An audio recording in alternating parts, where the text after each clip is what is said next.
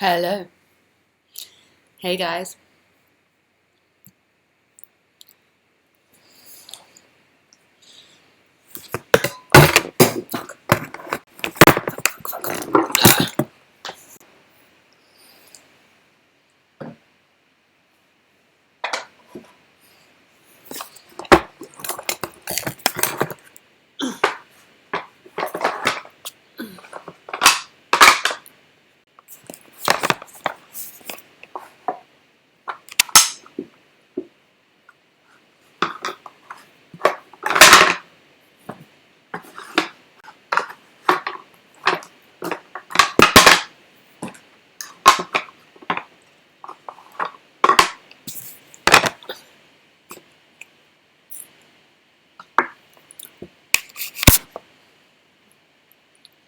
So hey guys.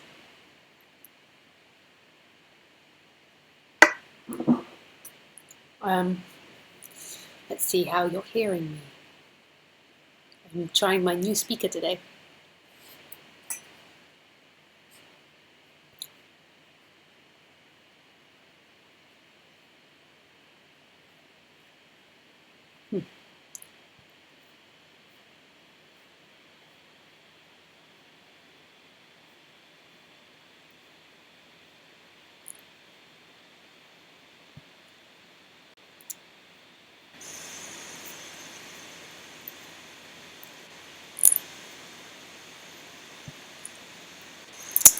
So I've got to speak in order to hear it.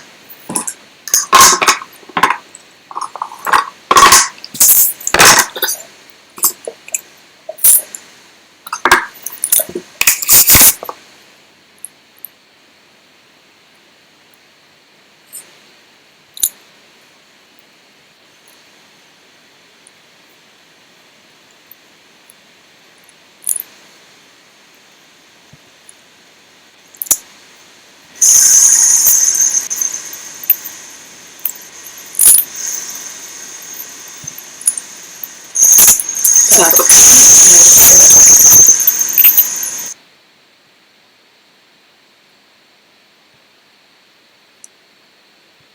Okay, we're gonna have to try that. Let me move back to my other one.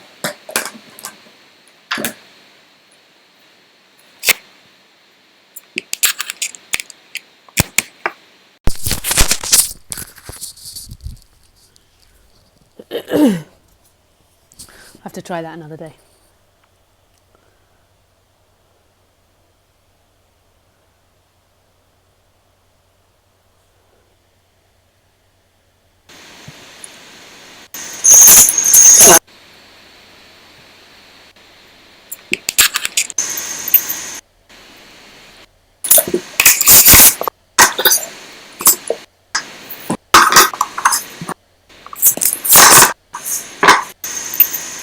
Yeah. Terrible sound.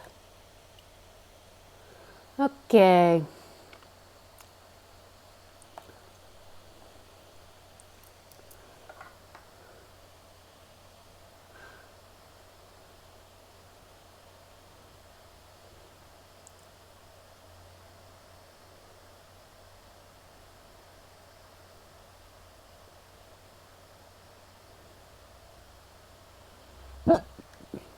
Pardon me.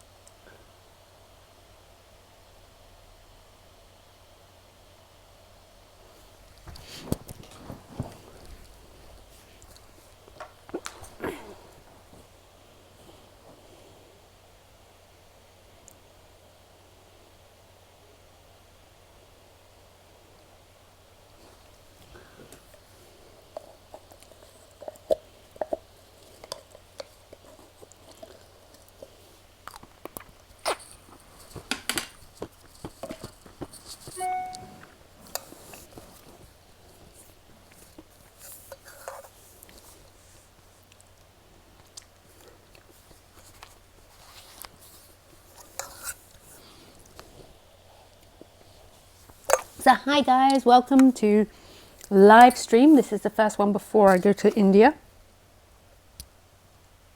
So in India it looks like there's a good chance I'll be able to broadcast, but it won't be at the same times as what I advertise. So you have to make sure that you subscribe to my channel in order to get updates about when I'm live. If not, you'll be able to watch it after on YouTube. But you can look on my Facebook page or on my website to find out times, but I might not be able to tell you the times. So this is how you subscribe to the YouTube channel. First of all, you go to YouTube. You have to have an account already. I presume you're able to set up an account. That's easy enough. So you put Lisa Cairns in and you subscribe. Just press the subscribe button once you're on my channel and then click the little bell next to it and tick.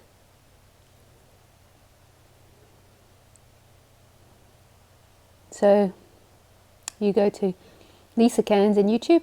Having set up your channel already, then you put Lisa Cairns, subscribe, and then you click the nice little bell next to it that says send notifications. Very good. I do these talks normally every 6 p.m.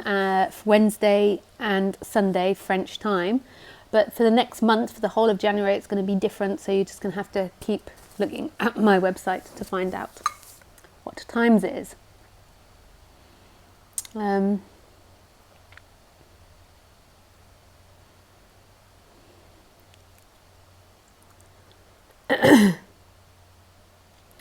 if you want to come and join me in India, then you can find out about the talks in India on my website. This is my website. So you type in www.lisacairns.com and you can subscribe to my website, which will keep you up to date with my events. You subscribe, put your email in there.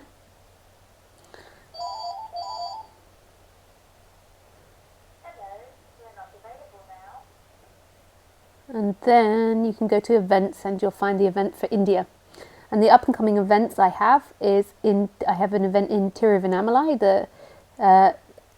Oh no, that's gone. That's the London talks. I have an event in Tiruvannamalai, which is the 20th to the 30th. The 30th to the 20th of January. Now this one that you're seeing is in Cairns, Spain. That is in March. And then I've got an event in St. Antonin Nobovel in June. So you can look at those on my website. I'm also doing an online retreat on the 11th of February, which you can sign up to as well. That's on my website. Even though it didn't look like it is on my website. So you can sign up to that. Very nice.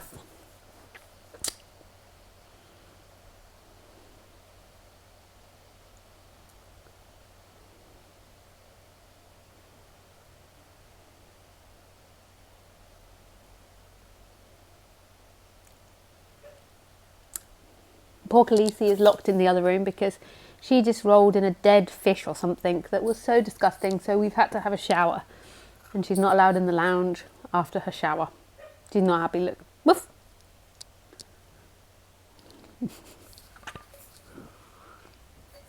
She wants to be in here broadcasting too. But do not worry, do not fear. We have a picture of the guru on the wall behind me. Ta-da! There she is with me. Look at that giant-sized picture of me. You know how like gurus have their teachers behind? There's mine. Yeah, ta-ta-ta! Only joking. This is my parents' house. Most embarrassing part of that picture is that I gave it to my parents. I didn't really think about it at the time, about the fact that you don't give people huge pictures of yourself. I just thought it was a nice picture. And then they put it in the lounge so everyone sees it. Hello. You live, you learn. Never buy someone a big picture of yourself.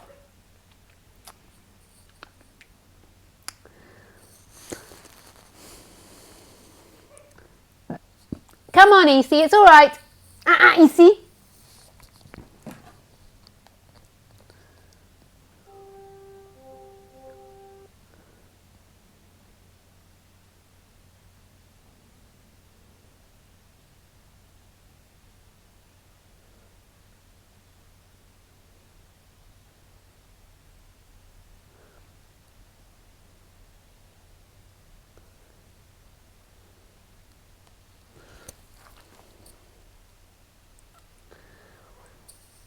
So now I have to think of an introduction.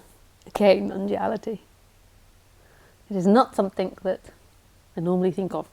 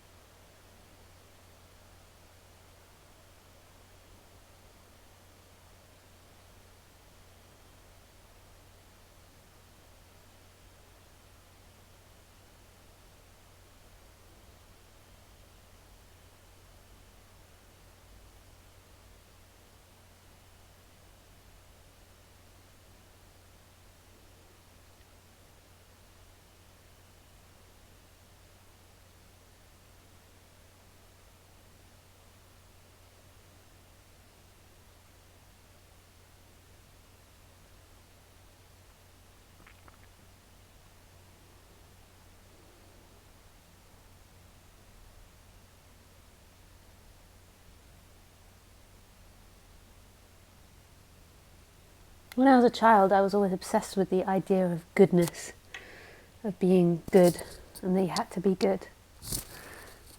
I suppose like most children.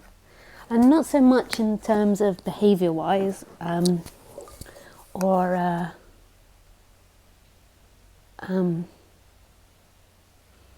doing my work or anything like that. At school, I didn't behave the way I should, more than likely, most of the time. But I was obsessed with the treatment of others and the treatment of animals. I had this strong sense that it was really important to be kind and treat everybody with respect and love, and not to act out of meanness.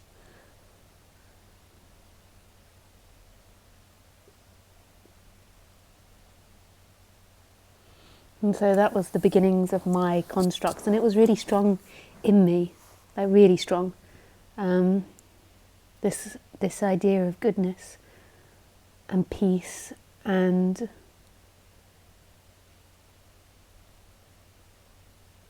loving each other.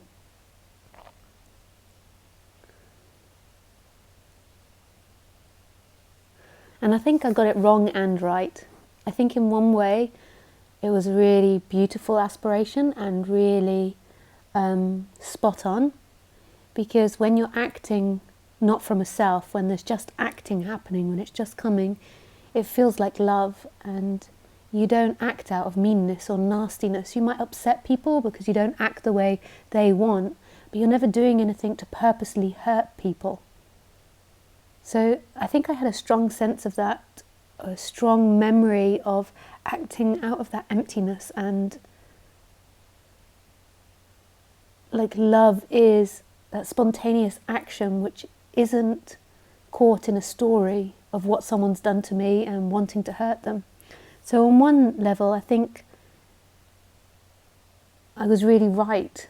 Like I remembered very clearly that freedom, and that when you feel free, even though I couldn't verbalize it like this, but when you feel free and happy, your energy wants to do that to everything it sees and everything it comes in contact with. That's different from giving others what they want all the time. Like it's not that. Like often we see love from others as doing what we want all the time. So if someone doesn't want to spend time with you or doesn't go around your house for a cup of tea when you expect them to, then that's not a very nice person, where that's got nothing to do with it. That's just because you don't get what you want. But I'm talking about not acting from ill will. And I think I really sensed that as a child, that when I was angry or upset, not to act. The acting towards others and acting towards the world from a place of hatred wasn't correct. Anger can still happen, not from a place of hatred, but at that time I didn't know the difference. So I had that sense, and I also think it was because that's the way I was conditioned. So the way I experienced things as a child and my interactions with life, I had seen people do hurtful and horrible things, and my mind had associated that as bad. So it also, on the identified side, it tried to push away bad and nasty behaviour because it hurt me when people had done it to me. I therefore rejected it and didn't want to do it. So I think there was an innocent side to it, and then there was the forming of the personal construct of Lisa, which was Lisa had identified that this was painful, and she had identified that she didn't want that in her life, so therefore she identified with doing good things and acting kindly and nicely. And so when we get into this subject, often we get into teachings of compassion. So my big attraction when I first got into non-duality was Buddhism and compassion. I loved that. I loved a religion that preached compassion, such compassion and love. I remember the first meditation I was ever taught in the Buddhist group was one called the Metta Bhavana, which is loving kindness. And you had 4 stages to the Metta Bhavana, I think. I'm not sure if I can remember it properly. I did it for years, but I'm not sure if I can remember it. The first one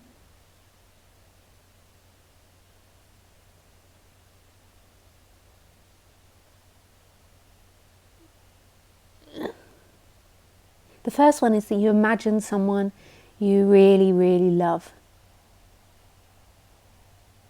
Or was it the other way around? No, the first stage, I think, is you imagine someone you really, really hate. So somebody that's really hurt you. So someone that's treated you unkindly, or just someone that you have a massive grudge against. So you imagine that.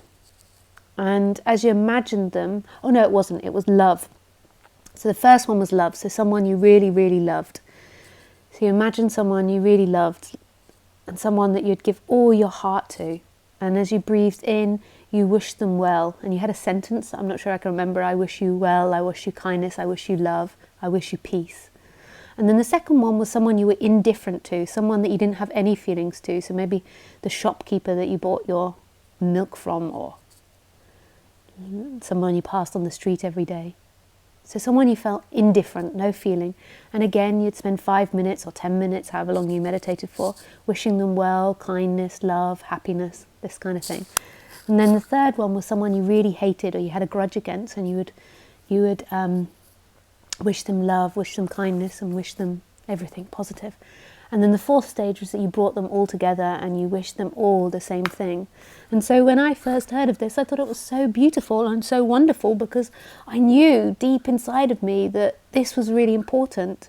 Beyond my conditioned personality that had been trying to reject badness, on a deeper level, I knew that when you weren't acting from a place of self, you never acted out of nastiness. You would do things what you did would upset people because they wouldn't get what they wanted, and obviously we always move towards pleasure, so it's not always going to go with everyone around you, and it's not always going to be peaceful, but you never acted out of ill will. And I could taste that. I remembered that even in the Buddhist meditations. I knew that liberation or freedom had that quality to it. It didn't mean you didn't get angry. It didn't mean you weren't selfish. It didn't mean you didn't act badly. But you didn't act out of ill will. Ill will came from an identified person that was upset because they didn't want to get what they wanted, and therefore they wanted to hurt the other, or they wanted to get power over the other in order to feel better about themselves. That is a person, that is a separate person acting.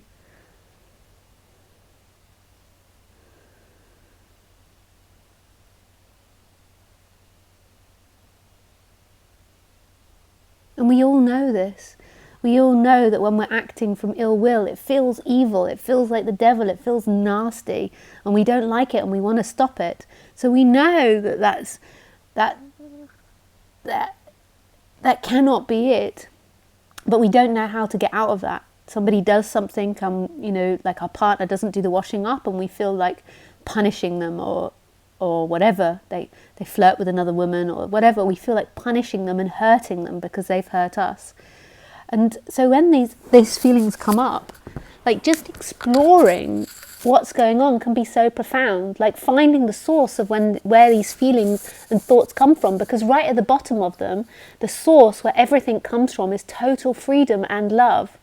And even though it's producing these ill will feelings, it's kind of going through a filter of a separate person that is looking out of the world, that is in relationship with the world, and wants to control the world. But underneath that, there is a love that's so profound.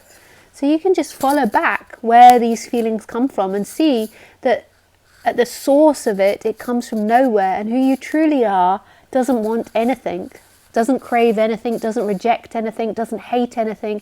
It just is love and total acceptance of everything. And that your layers upon that, oh, I'm sorry guys, I'm really loud, aren't I? Your layers upon that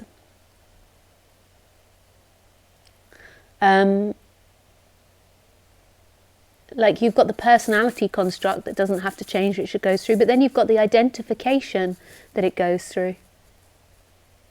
And the identification is a form of hatred, it's a form of rejection of what's happening.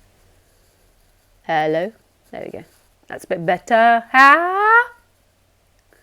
Sorry guys if I blew your ears there, but just trying to make it a nice sound for everybody. I was messing around trying to use my new speaker without practicing. Let me just turn it up a little bit more. A little bit more. There we go.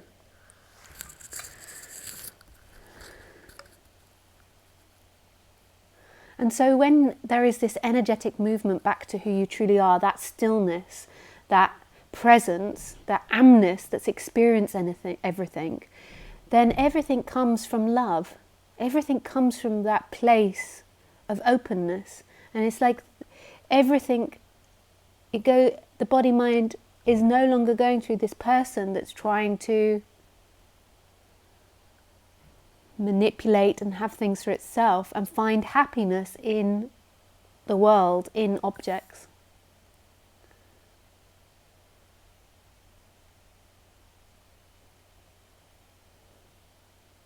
And you can feel it, even if you're trying to convince someone about non-duality, you can feel when it comes from that contracted, tight energy that you need someone to be a different way. Oh, what's that? Oh, thanks, Mum. Oh, coconut ice creams. Very nice. On a stick. All right, thanks. She's so cute, my mum. She's like, yeah, I find her so sweet. She's got such an innocence about her. She bought me ice creams on a stick. They're from the health food store. They're like healthy ones, like just coconut. Sweet. Coconut and coconut milk.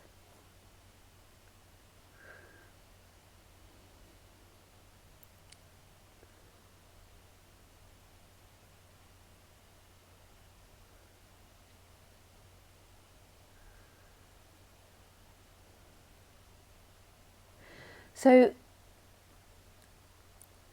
there is a movement back. Freedom is a movement back to what's actually happening, to this, to everything. This is everything experiencing itself. And the freedom is a movement back to that. And then everything spontaneously comes from it. And so there's an absolute groundedness in that love which you are.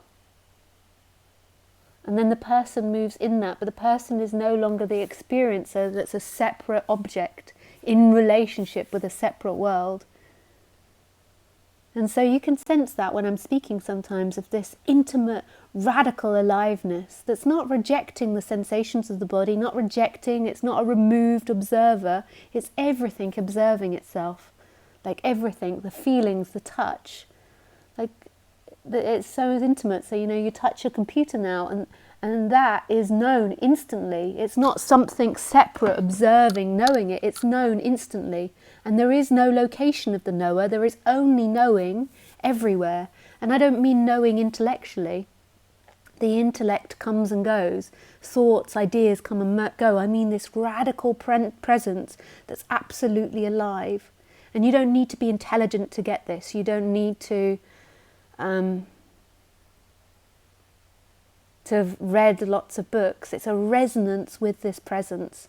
And so when you're listening to speakers, the way to decipher which ones to listen to and which not, because I know the mind loves to masturbate over, this is the best teaching, no, this is the best teaching, this is the best, I have the best teacher, no, they're the worst teacher, they're an asshole, they're fooling me, no, they're the best, the worst, the best, the worst, the best. And I know it loves to do that. But the way that you should look at it is ultimately there is no teacher. There is life teaching itself. There is yourself teaching yourself. So there is no independent teacher out there. You are teaching yourself as wholeness. As wholeness, you're waking up to yourself. And at the moment, as wholeness, this object is reminding you of that presence. So the way to decipher is that which you resonate with, not the ones that are entertaining your intellect, that which you resonate on a heart level. And I point here, and that's the first base of it, but really the heart level is everywhere.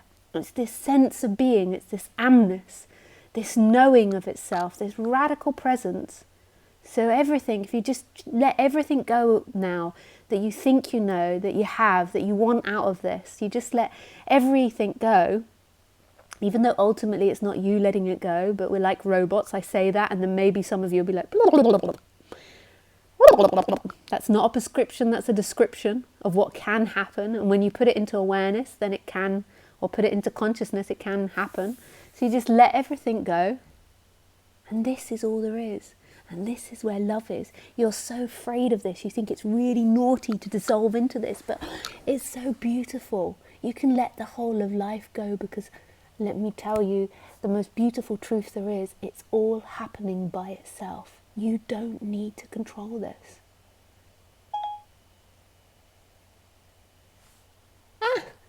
Siri says, what can I help you with? It's so beautiful. Me tell you. Okay.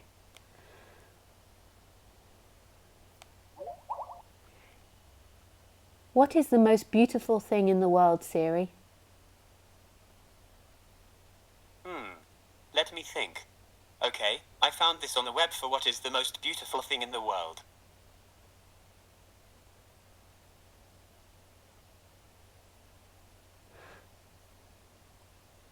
Okay, let's see what they suggest.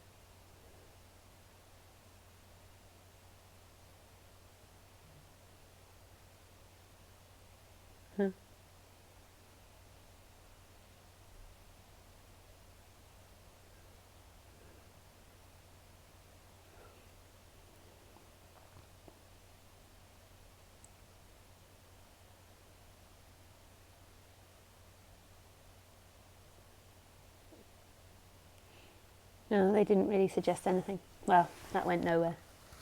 Let's ask Siri another question. I love asking Siri a question. Hi, Siri. What is the meaning of life? I don't know, but I think there's an app for that.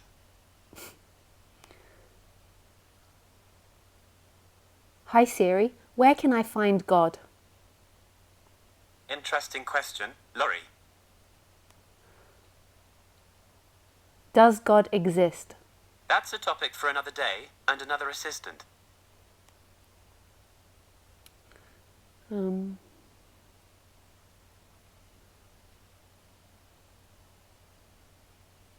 What is the meaning of love? Love means a strong feeling of affection.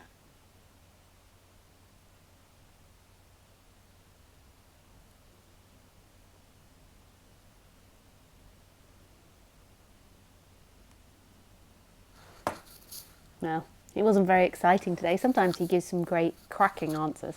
He said a beautiful one about love the other day, but I've forgotten it. Let's talk about love, baby. Let's talk about you and me.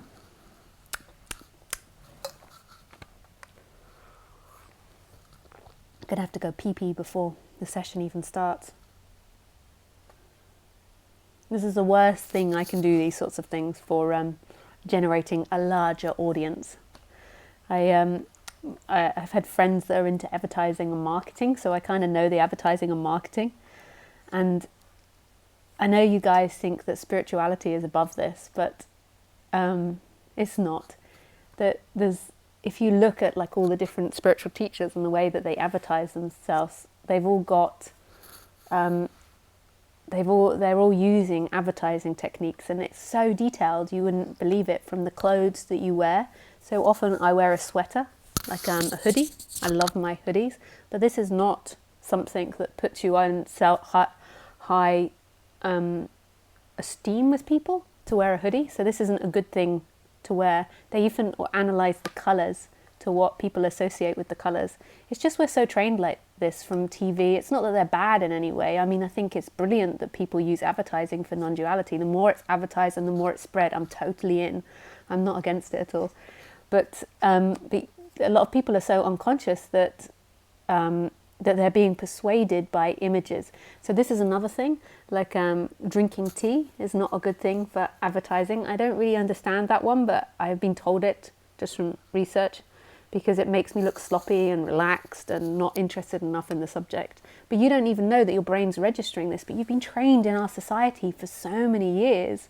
I mean, some of you might be quite young, but if you're 50, you've had like 49 years of training, of TV advertising, school education, of what you associate with being good and something to listen to.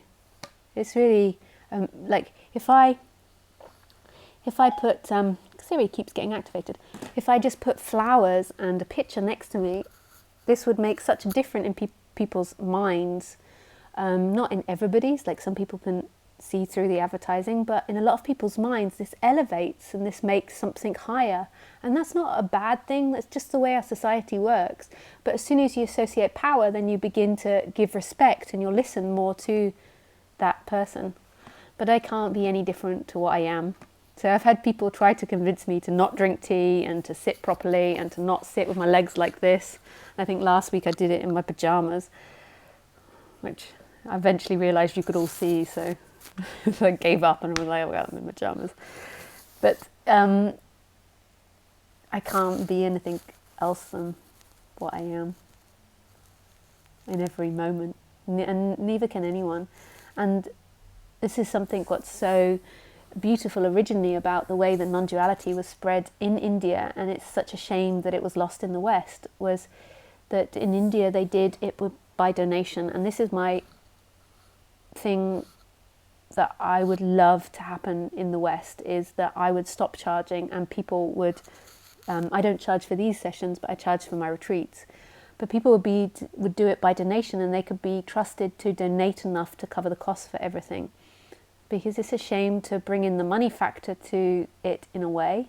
Although I'm not against people using these techniques in advertising non-duality, because the more of the spread of non-duality I am totally for. I love the subject. I'm totally in love with the subject. It's been my biggest love affair.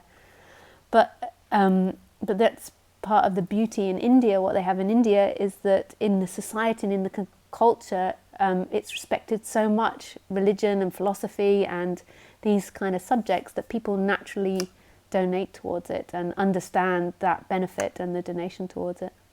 So Yeah. I mean, just imagine, like, you do see, but just imagine Muji doing satsangs in this manner, or Rupert Spira doing satsangs in this manner. They've all got this kind of, like, prestige, which I'm not against. I really am not against. Muji's done so much for non-duality and spreading non-duality. But it's psychologically what it does to people is it ticks people's box. So Muji has the India thing going. So that ticks spirituality. It makes people feel like it's a little different, and they understand it. Like, we've got so much association with spirituality and India, and so it gives like a stamp of this is what it is. So it's kind of cool though, learning all these things, like from the colour of people's clothes to the way they wear their hair.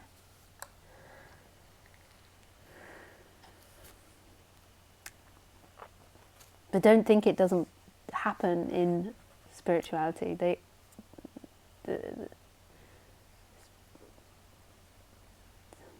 has to. It has to. If non-duality wants to exist in the West, it has to be used.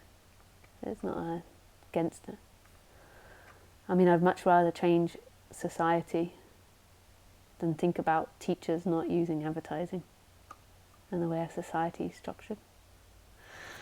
But I have to go to pee-pee now. So anyway, this is what I started off saying, that I know that I really shouldn't inform you guys that I go to the toilet, because obviously with somebody that you're putting higher than yourself, not saying that all of you are, but more than likely your mind is doing that kind of thing, because I'm the one sitting doing the talking. So your mind doesn't like to imagine that I do normally bodily functions and that I actually go to the toilet, which I do. I put stuff in and it comes out.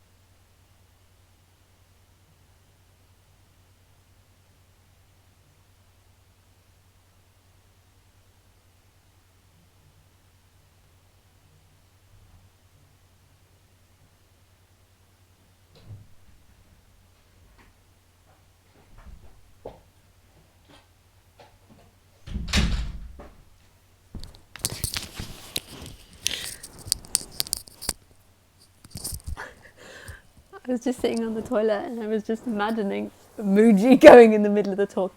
Excuse me, I need to go pee-pee. Or Rupert. Or Gangaji.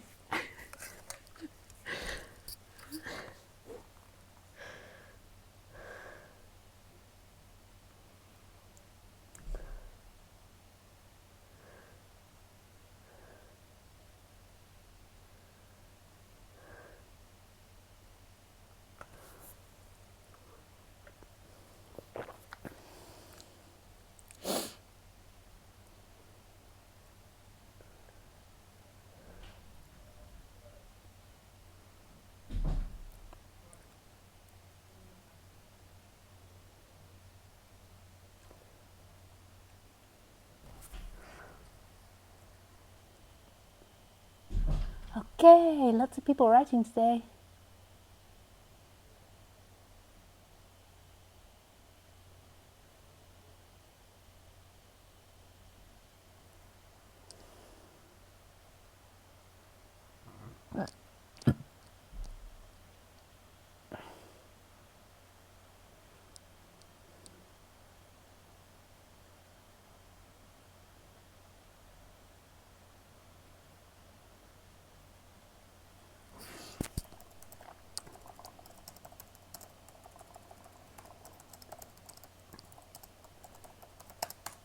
Okay, who have we got here?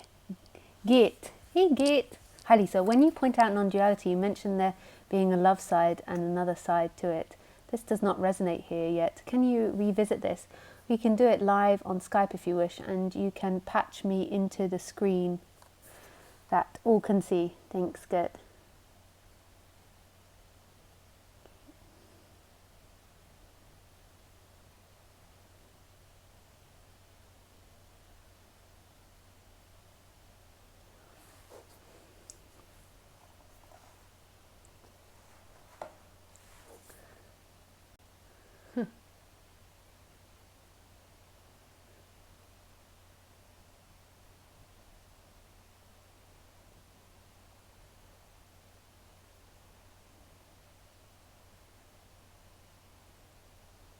Maybe he went off for the PPE as well.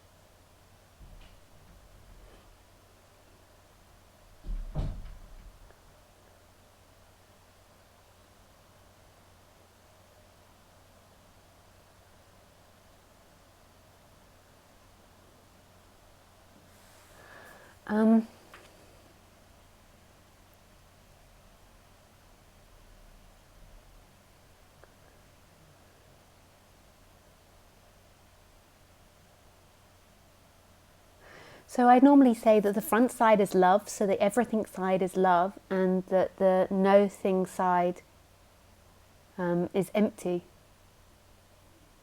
And oh, he's back now.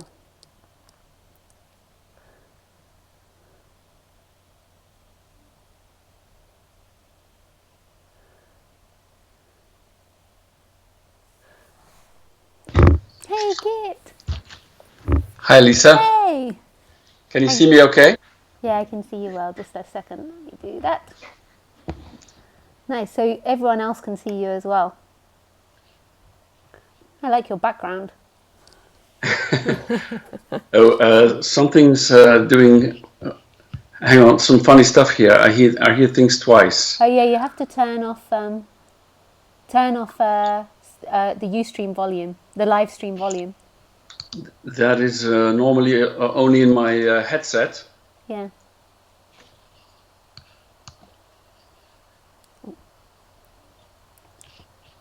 Hang on. Okay, I got it now. Yeah. It's turned off. Nice. So, with your question, nice to see you, by the way. Same here. You look very well. I am well, thanks. Really. So, I always say that, like, it's not made up of two things. It's not like it's made up of love and emptiness. I always say that the back side is emptiness and the front side is love. But it's just a way to imagine it. It's both the same thing, that everything is not a thing. It is no thing. And that is kind of the emptiness side, the looking side. But yet it's everything, and the everything is love. Nisargadatta Maharaj put it in a very nice, succinct way, but nothing you say can ever get it correct. And he used to say, to know I'm everything is love, and to know I'm nothing is wisdom. But it's like they're both the same. You can't separate them out. Mm-hmm. Yeah, that's what probably triggered my my question marks, because when I realize that I'm just a continuous part of everything, Yeah. and I can't see any two things. I can't see No. one side or another side to it. There's just one thing, and so that sort of confused me. And it's that the fact that you're not contained to anything. You're an endless expanse. That's the no thing side. You're not a thing. And then the everything side is there is all these colours and things happening. Yeah. That's so beautiful. Yeah. I get goosebumps now. It's so beautiful. It's so beautiful. Oh, I feel tears coming up. Yeah, it's so beautiful. Nice. Oh, it seems like there's been a huge transformation. Oh, it's so exciting. Yeah, you can say that again. Yeah, it's been huge. And I had what someone described in another video with another teacher, I think it was somewhere. He called it, I had a dark night of the soul. I had that during a retreat in Spain.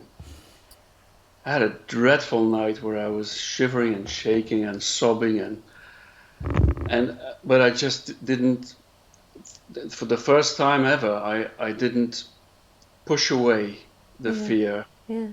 I sort of gave into it and said, do your worst, destroy me if you can. Yeah. I'm giving up. Yeah. And that was for me a turning point. Yeah. Really. And that really is what it's about. That's what happened to the Buddha under the Bodhi tree. And it's not something you can will on. You can't say when that energy is going to give up, but that really is a surrender to itself. Exactly. And it's mysterious as to why and how that happens. You could see that there seems to be a logical path, but there gets a point where that person just cannot hold it together again, and so it gives up and it allows the darkness in. And then it's like the light and the darkness, they become complete. By stopping rejecting the darkness, there's this wholeness that happens, because half of Exactly. life is pain and half of life is pleasure. It's part of this. Yeah.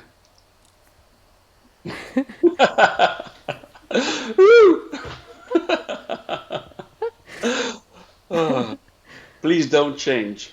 I can't. Do your stuff. Yeah. I love it. I would actually, all the marketing tricks, I'd hate that if I would, because I know those tricks as Yeah. well. They would trigger bad vibes in me. Just Yeah. don't think and do your stuff. No, yeah. And so, I but love people it. tell me, and I can understand what they're saying, but at the same time, you have to be who you are. You have to be the peacock or the hummingbird, whatever you are. Yeah, I love it. Yeah. It made during the retreat, made a lot of things possible in me Yeah. because you were like that. Yeah. So it resonated big time here. Yeah. And that's all. That's what the speaker's meant to be. Is just remind you of yourself. That's all it's meant to be. It's not that they know anything more or have anything more. It's just meant to be like a reminder in the dream. Yeah. I have to tell you, you would love this TV series. It's called Westworld, and it's so amazing. And it's all about they create this robotic virtual world, and it's about the robots beginning to wake up, and it's like the exact processes of awakening. It's so beautiful. Westworld. Westworld. It's a 10-part TV series, and I have just finished it, and I've never seen something that's so close to and so realistic to the awakening process in TV before, but they've done it in a way which makes it acceptable. They're even talking Really? about the nature of consciousness on mainstream TV, and I think it was like the #1 seller this year, like they got the highest box office rating. It's Right. amazing. Wow. Is So- it on Netflix? Do you know? No, unfortunately, you have to buy it at the moment. I had to buy it on iTunes. Okay, but I'll keep that in mind. think you'll really I love like stuff like that. I've been into, and I realize why now, but I've been into artificial intelligence and robotics big time in my life. I was fascinated by it, Yeah. and I know why now. I Yeah. was just looking for myself. Yeah. Yeah.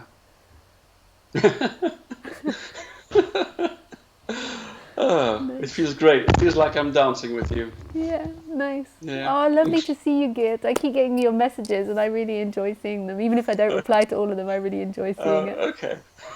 Thanks. Okay. Nice. I send you lots of love. Same here. Bye bye. Bye, sweetie. Oh, nice.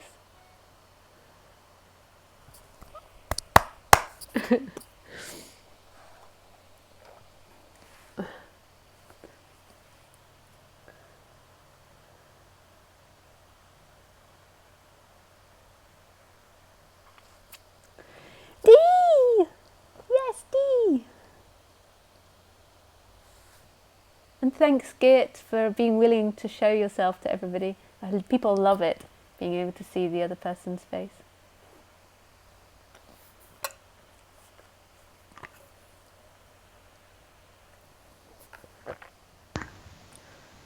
Dee? Hi. Hi, darling. Can you see me? No, I haven't put your face on Ustream, on live stream, until someone says I don't do it. But I can't see you. Oh, good. I'm really glad. You can see all my chins. I've put my headphones in, so is that better? Oh, yeah, that's better. It just went a bit quiet. But yeah, we can hear you well. Oh, thank you so much for calling. I've been, I'm sort of pretty desperate to talk to you. Yeah. I'm so sad to miss you in London. Oh yeah, how is your sciatica? Oh, God, My mum gets it and she says it's so incredibly painful. It's absolute. I've never known. I mean, I am a bit of a wimp anyway, but I've never known such agony. I've Yeah. been like literally well, it's been over 2 weeks now. And sorry, I don't want to bore your other listeners, but You've I've still never got known. it? Yeah, I've still got it, and it's like it has dulled a lot. I mean, compared to what it was, like I'm lying here now and I'm not in pain. It's been like nearly well over a fortnight anyway. But what's time? But it's like, and the mind it keeps going into, oh my God, how long, how long? But I know, as I was listening to you the other day, that you were saying about how, um, the mind will do the same thing. You were talking to a lovely couple on Christmas Day about this. It's the same thing. How long will it take? Yeah. Whether it's enlightenment, money, whatever. And now it's the same with this pain. It's like, how long? But the worst thing that today is the dizziness has come back. It had gone. The vertigo had gone. And I was thinking, oh, thank God for that. At least I'm not dizzy anymore because I've been lying. I have to lie flat with this pain because it's right in the hip. It's the nerves trapped in the hip bone, I think, because it shoots down the leg. But now the dizziness has come back. And honestly, I've been crying, I've been laughing. I'm crying one second, then I'm going hysterical. Poor mum and poor, they think I'm going absolutely bonkers. And I thought, oh, I've just got to talk to you. And I don't know how or what or why, but I just felt oh, look at your beautiful face. I've just got to talk to you. Yeah. So Just tell to, me a bit about this dizziness, because I remember we talked about it before. So this dizziness came, it yeah. came with a cold. Yeah, but it's like 18 months, nearly 2 years ago now. Yeah. And that, when you talk to doctors, they say it was with a cold because they can't say any other really, but it did seem to be after a virus. And I have actually been to the hospital since I last spoke to you about it, and they say they can't find anything really wrong, no typical Meniere's disease or labyrinthitis, anything like that.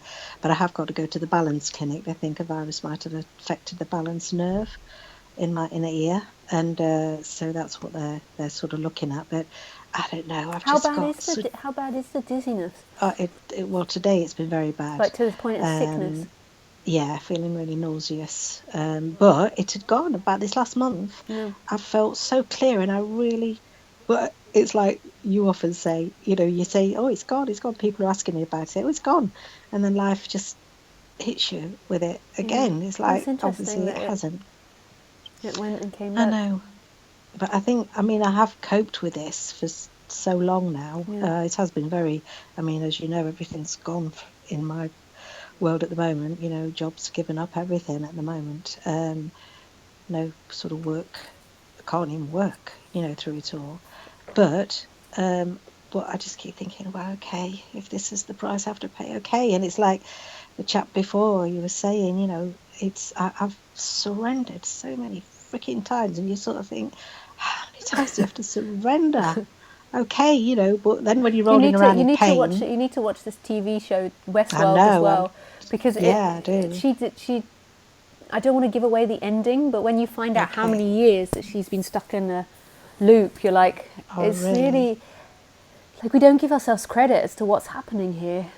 Yeah, and I know it's so much deeper than you think, and Yeah. because it's such an energy thing. I mean, it's so weird, Lisa. Just the weeks before this trapped nerve thing, I remember saying just to my mom, because I think I've told you before, the nasty side of me has been really coming out, and she's been the one that's got the brunt of, because I'm with her the most, I suppose, or Paul, and I can't let it out with my grandchildren, but it seems to come out with my mum, and I can end up being really sharp with her, and it's almost like, and I remember saying to her, it's like the whole world is getting on my nerves, and obviously she's a lot of my world, so it's like nerves are on edge all the time. Yeah. And it only came to me the other day that I'd said that a few times. It's like everything just gets on my nerves at the moment, like grating, and that's just how this pain feels. It's like a grating on Yeah. obviously a nerve pain, and it's like, gosh, you can't even, you've got to be careful what you say. Yeah. Because it's almost like retribution, is that the word? I don't know. But yeah, so, and as I say, it does dull down a lot, but then when this dizziness came back today, I was just, so I can't stand, can't walk, because as soon as I start walking, the pain really grit. So I'm like hobbling back to lie down quick again, and then when they did it, I thought, oh, okay, well, if this is how it has to be, just surrender, just keep surrendering. It's okay, it'll pass, all that. Yeah. But I don't know. I just wondered if you'd got any words. Yeah. I don't know. Yeah, but the thing that's interesting about the dizziness is that's part of what came with my awakening. That my I remember you awakening said, came. yeah, I mean, I have it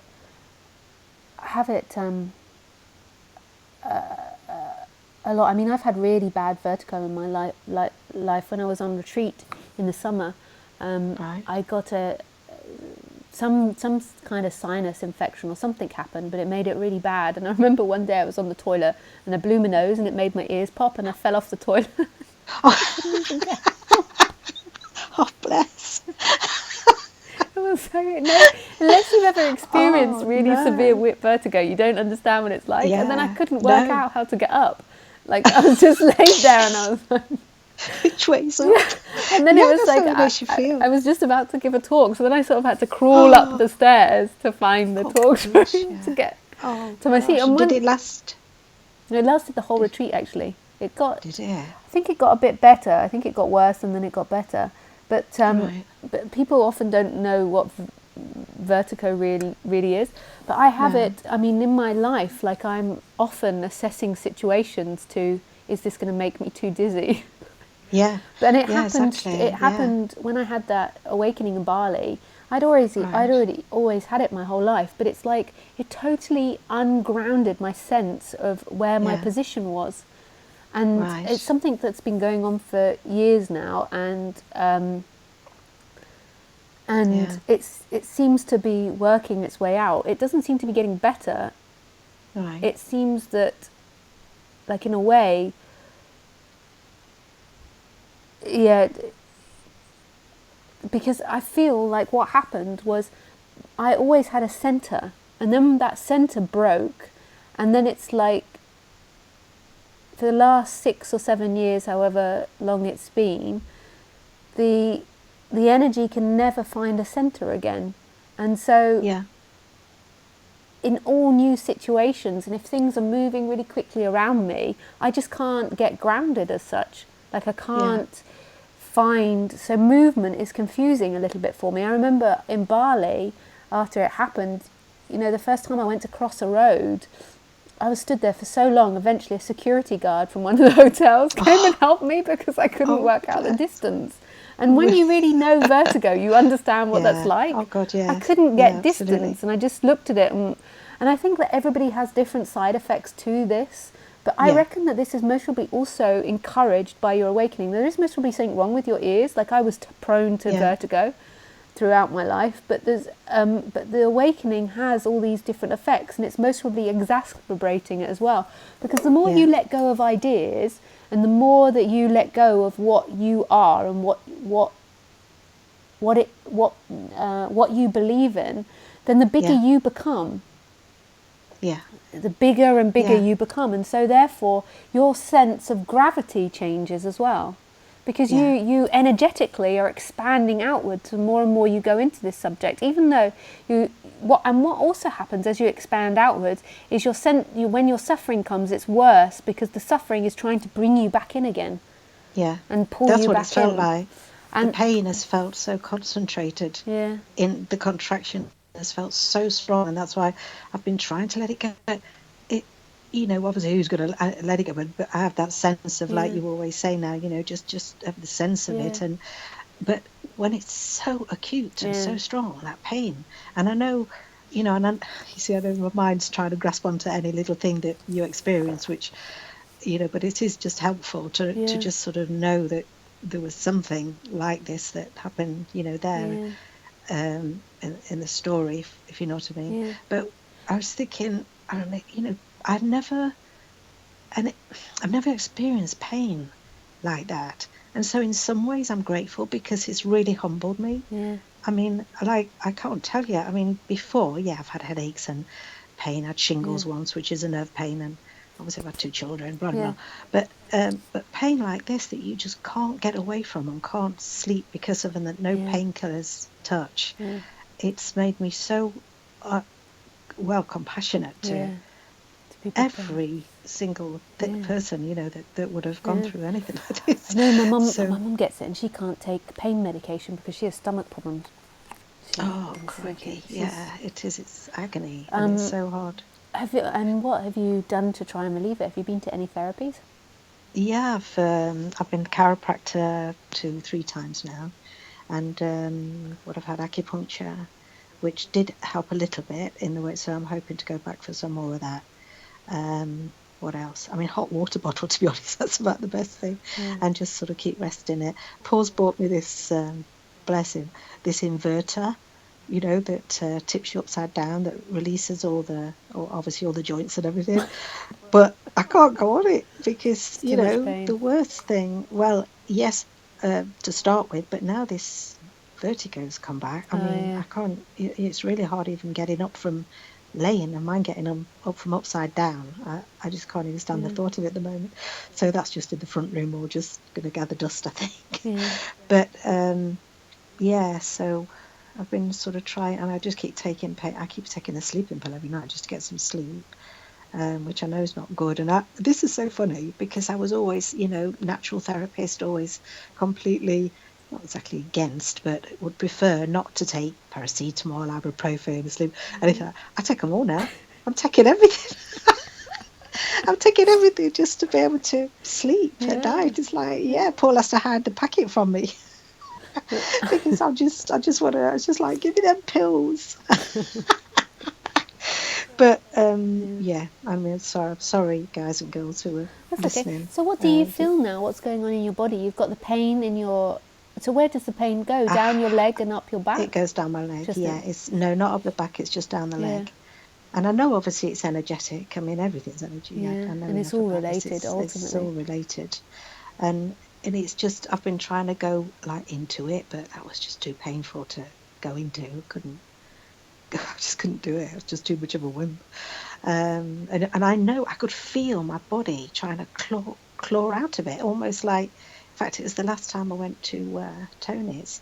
I went with a friend who's listening. I know, hi Judy. She's just told me she's listening to Tony Parsons, and I was sat there in the, just listening. It was so beautiful, and all of a sudden I felt like I was Gollum, and I was trying to get out of my own body, and I was really clawing my way out, but I was being like pulled back in, and I just could not get out. And that's what the me, I think, is always. Yeah. I know this me here, definitely, probably all of us, Yeah. is trying to do is trying to claw its way out of itself. Yeah. And with this pain, I just haven't been able to Do it. do that. I've just had to just stay with it. Yeah. But I'm not in pain at the moment. It's lovely actually. I'm lying on my bed and looking at your beautiful face, and it's just lovely. And so what do you feel in the rest of your body? Like if you check into the rest of your body.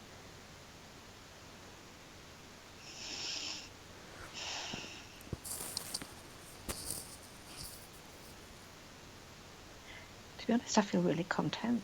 I feel Yes. like a bit emotional, but I feel really content. And can you feel this Just sense of aliveness? And it's not you that feels it, it's your essence, it's all there is. But like I have to speak in language, this sense of presence. yeah, all the time. Well, not all the time, because especially when the pain comes or I'm busy doing it, but I get a sense of that most of the time now. Yeah, nice. And it is so beautiful, Yeah. and it's And no matter what happens in this lifetime and all the suffering and all the pain we go through and all the upset, that presence has never moved and never suffered anything. It's yeah, timeless to that presence. That time appears in its dream, but to that presence it never moved and it never had 20 years of suffering. And that's no, actually who's bearing the weight of that agony.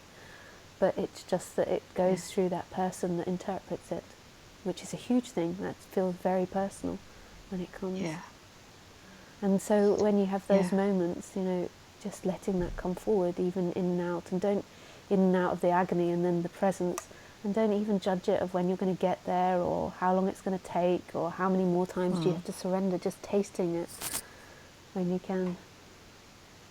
yeah, That's who you are, and it's not even you that tastes it, it's the other way around. The you disappears and then there it is shining forwards. But I'm just being more relaxed in my language now. yeah, yeah. I really do say I, but there's a real sense of that now. That sense of being that's not personal at all. It doesn't belong to you. You belong to it. Yeah.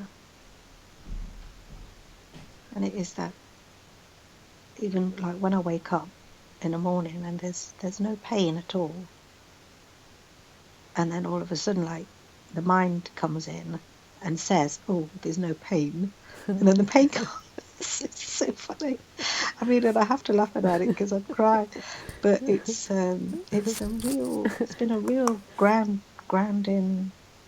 Oh, I don't know, can't find the words, but Yeah, humbling. I can imagine. very humbling Yeah. in the sense of what, this body. And I know it's like, well, I don't know anything anymore, to be honest, but it's like I remember you saying, or someone said, about it can be just the body's karma, Yeah. just what the body is going through. Yeah. And if this is my way home, then, I've said it Yeah. probably hundreds of times. Not that words really mean anything, but it's almost like, bring it on. Yeah. Okay, whatever it takes this lifetime, I've said it to you and think, I just, the passion is so strong Yeah. for this now that I don't care anymore, whatever. But I didn't know if it this bloody painful. It's like, bring it on, but don't make it hurt too much. And I was like, okay. I did put on your chat, actually. You probably didn't see it because there's loads of people on. I just said, stop the ride. I want to get off. But I know I can't get off the passion. It's too strong. And this is so beautiful, and I'm so grateful for that. Yeah. And grateful for having you there to be able to reflect it, at me. I think of you and I imagine you, and I sort of have that sense of you, and I don't know how this is sounding, but of your the energy, which I know is my energy, Yeah. and that's what I love, Yeah. about listening to you, because I know there's a way through this. It really is. Whenever you love or you feel that innocence with anyone, it's that you're opening up and seeing it, and it really is you and your energy. Because if you're tightly contracted, you would see me as negative as well. You'd see everything in that colour. But I'm just so lucky that I get to represent that. It's like I get to be the banner person for that. That's such a beautiful job. That sunshine. It really is. Because if you were in a dark cloud and you're looking through a dark cloud, then everything becomes a dark cloud. So it must be that energy clears, and then it just so happens that this body represents that to you. And I'm sure that young kids do, or animals do as well. When your grandchildren do something, your heart just opens. You see that innocence. Absolutely. And that's all anyone's ever looked for, is that innocence. And you've always had it. It's just that you've gone into a story of someone that didn't have it, because that's the way life's formed. You've always had that innocence. Yeah, absolutely. And even now, it's just lying here and talking to you, not in pain. It's really hard. The mind can't even imagine, and I don't even want to, the last few weeks even. Everything has just gone now. Everything's just gone. It's so obvious, absolutely obvious, how the fleetingness of everything that is just appearing and then disappearing, appearing, disappearing. It's more and more obvious all the time, and every day. And just like, because I've had to just lie and do nothing really, literally, for all of this, and it's just been an amazing. Can you watch TV? Experience. Oh yeah. Watch Westworld. I can watch that. Watch Westworld. You have to pay for it, because I don't think it's free anywhere, but you have to. I'll have a look. You have to, because you'll watch it again and again. It's amazing. It's thanks. Okay. Like, you might have to push yourself through a bit at the beginning, because some of it's a little a lot to take in, but so you just get it off iTunes? I bought it off iTunes. Yeah. You buy it off iTunes? Yeah, I did. Okay. You can also rent it, I think. No, I don't think you can. I bought it. Right. The whole it's not on Netflix or anything? I don't think so. It's been like one of the most popular shows on HBO, and I just don't think that they've released it on any of Netflix or Amazon or anything. But obviously worth watching. Yeah. I like if you've got this thought, you'll just be so immersed in it. Amazing. Brilliant. Because I think this is, because I know all this is just story, and I know that this is all about awakening, because what else could it be? Yeah. And so if this is it obviously is my way, my path, and because of the passion I've had for it, seemingly in the story forever, then that's then okay. I just think okay, this is how it has to be. So anyway, if there's a, like you say, TV program, anything, I can't read anymore. Can't, all I can do is really listen to you and a few others like you. That's all I can do really when I'm on my own, or watch that. Mind you, I've watched a good series lately. My mum's been with me, so I've been What watching a few good what one's that? old-fashioned series. Oh, they're only stories, but they've been brilliant. What's it called? Last Tango in Halifax. And my mum loved it because it's all about an older couple who, fall in love. They fell in love when they were young, and then they fall in love later in life. But it's so well written to anyone who wants to get into a good series. Last Tango in Halifax, and there was 4 series with 6 episodes in, so it's lasted us all over Christmas. It's been really good. It's English little nice. story, but there's nothing about awakening, although it would send any of them to this path. I think the things that they went through, but it was very, very good. So that was Nice. good. What But was it called? Westworld, Last Tango in Halifax. Okay. My mum really loved it, and I enjoyed watching it with her. So it was lovely to hear her laughing, because I'm very close to my mum, like you are with yours, and she's so sweet. She's been wonderful while I've been like this, and I felt so, she's cried when I've It would be cried, interesting and laughed when I've laughed. to do some work on that annoyance that you've been feeling. It's maybe not appropriate now, but that would be interesting to look at that, about the Yeah, I annoyance love that you've to. been feeling towards your mum. I know, yeah, because I know logically there's nothing. I mean, she's so sweet. She does anything and everything for me that I could ever want of anyone, But there's been this real. I don't know if it's because we're so close that this real come up, that a real getting on the nerves Yeah. sort of Yeah. thing, and that's what I'm just thinking. Well, this is obviously my punishment. If I believed in anything like that anymore, which I don't. No. But it's There's just something that we can work out, ironic. because it's not coming from nowhere. It's like there's something in your body which, more than likely, because of the awakening process, you're getting more and more real to yourself. And there's a Oh, layer of where you've definitely. been untrue to her, and you've been playing the nice person, and there's a layer of annoyance about that you've Yeah, been forced into that role. And so, I would be yeah, interested to explore. yeah. Because it has been, the thing of not wanting to go round and see her, or not wanting to do things for her. A real rebelliousness against Yeah. wanting to go. I mean, she's 92. Yeah. It's pathetic. I don't. No, I it's haven't not wanted to go. pathetic. It's really, it's something that, it's just like layers of thought processes on top, and it Yeah, comes from having played the nice person, and having done that and been that role. And now what's happening is you're just becoming more honest with yourself, like more I true to know. yourself. And the more true, it's not that you're going to stop at being nasty or spiteful or angry with her or not wanting to do things for her, but this is just a layer of it that which you've been trying to avoid, that's coming up now, Yeah, making you face it. And when it comes yeah, up, that feeling, you can look at what that feeling is, but don't yeah. I have spend too much. tried. I did try, because obviously listening to you a lot, I've tried to go into it when it's been happening, and Yeah, it's nearly always angry with God. yeah, It's always that. I know you said that before, but I really felt it quite a few yeah, times. It's angry with God. Put the this separateness. It's yeah, always that, isn't it? yeah. I mean, I do know that, and obviously my mum represents that Yeah, she was your for me, I first suppose. caretaker, your first Yeah, relationship that ever yeah. formed, more than likely, unless it was your father, but it's mostly the mother Yeah, you formed yeah, with. and I think also, because I don't know if there's something in that this thing of, because when you are so close to someone, and if you're going through anything, I mean, not that anyone's doing it anyway, it's just happening, but because they love you so much, I'm wondering if that's how you can be so horrible, if you know what I mean, because they'll still love you. It's Yeah, like dogs. yeah, Dogs love you no matter yeah, what. If you don't feed them for yeah, that sounds awful to I don't mean it in that way, but yeah, it's because I'm not doing it on purpose. It's just this feeling of yeah, comes up sometimes that I just have to take her home. yeah, I say, look, I've got to go home, Mama. I just don't feel very well. I've just got to go, and she doesn't realise that, and it's really upsetting, yeah. because I don't want to feel like that. So yes, I would love when because obviously you're going to India soon, aren't you? Yeah. So that's when you Tomorrow. come back. I go tomorrow. Tomorrow. Yeah. Oh my goodness. Oh look, I've taken up so much of your time. Sorry, guys and girls. Nice. I'll sign off. But Oh, but nice to Lisa, speak with you, Dee. thank Yeah, you. It's sending you lovely lots to of catch love. up with you. Yeah. Oh, loads of love, darling, and have a Yeah. fabulous trip. Oh, thank you. Tanya said, about coming to meet. I said I'd love to, but I don't think it's going to happen at the moment because Paul's retired now, so we're hoping to go off travelling once all this Oh, nice. stops. Yeah.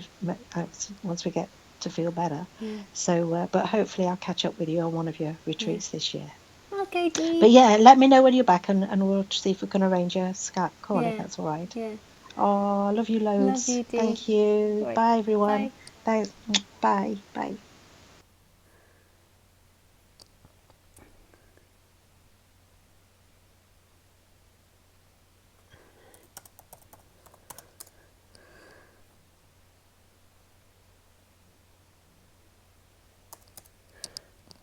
Hey, Phyllis.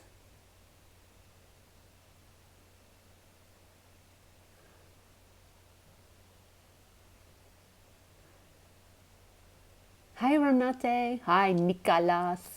Hi, Julia. Hi, Ramona.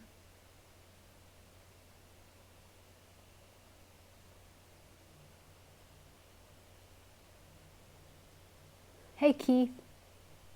Hi, Lisa. I remember my childhood like that. The first time I was ever exposed to metta practice with the SWBO in Cambridge, and I felt rather traumatized because they assumed that it would be easy to feel love towards oneself, but I didn't. And so I thought there was something really wrong with me. That put me off Buddhism for years. I'm so glad that you're just yourself on YouTube.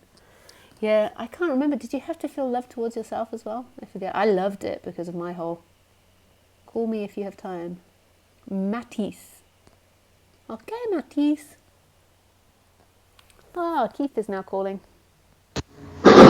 Hey, Matisse. Or just let me turn Hello. you down a moment. You're very loud in my ears. Just Oh, a second. Hey. hey. I can't see you. Don't worry, I'm not putting you on Ustream. Only if people ask will I put them onto Ustream. Okay. Yeah. Now you should be able. Yes. I just decrease your volume a little. Hello? Hey, the picture looks a bit weird, I see, but it's fine, maybe. Oh yeah. Hang on, just let Okay. me just change my volume setting. There we go. Okay. All right. Hey. And you Hey. say your name Matisse. I think we've spoken before, haven't we? Yeah. I've forgotten though. It was a few weeks ago, I think. Yeah? I don't remember the date. Yeah. I'm not. I haven't kept track, but yeah, some weeks ago, maybe. Yeah. Yeah, I had a question in the beginning, but it kind of changed with the talk. Yeah. That's okay if you don't have a question now. That can happen. Yeah, Or if you have a question or a different question. yeah, I do have kind of a question Okay. because it's like I talked about it before. Also, like it's like contracts sometimes when I feel like anxiety or I feel like I'm being watched or there's some kind of lack Yeah. feeling, and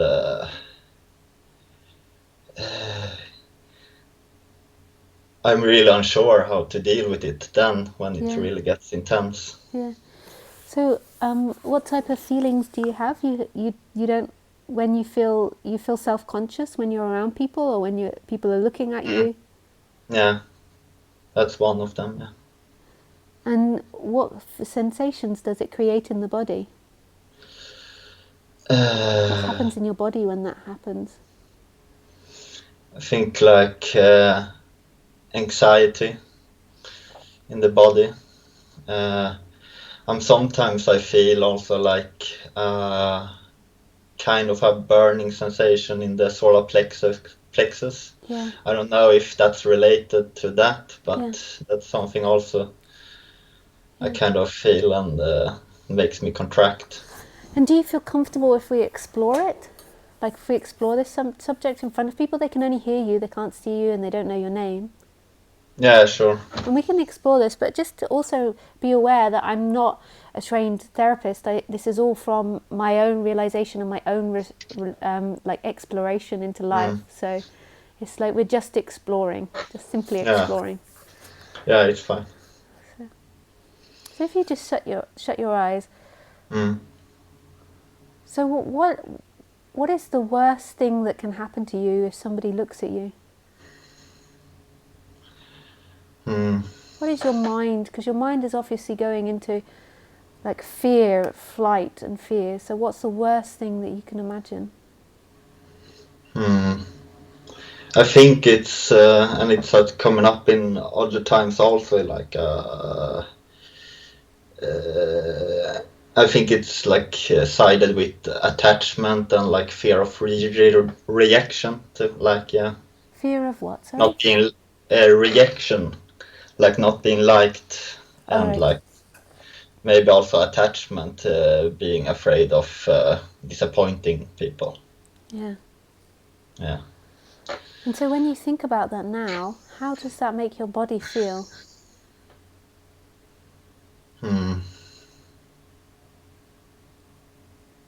Kind of like the heart beats faster. Yeah.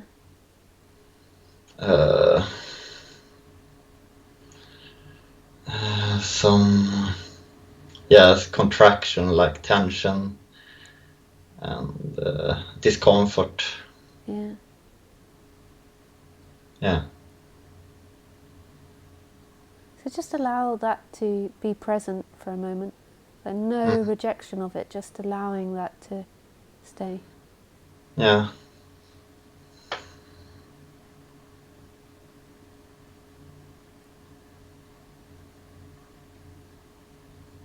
And just run the attention around the body.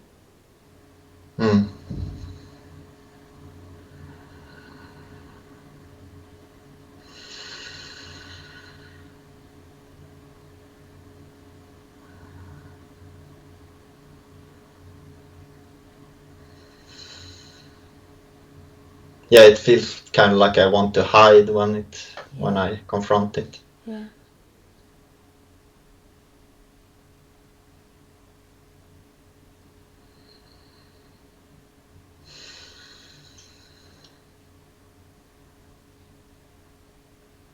And do you remember a time when you first started feeling this?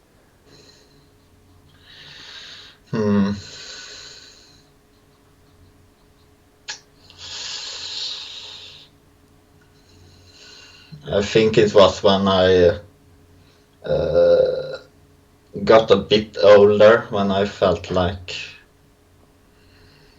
when I started becoming more self-conscious and conscious of how people Yeah. see me, and it kind of like felt like I have to like adjust to other people and how they their opinions and stuff like that. And do you like other people?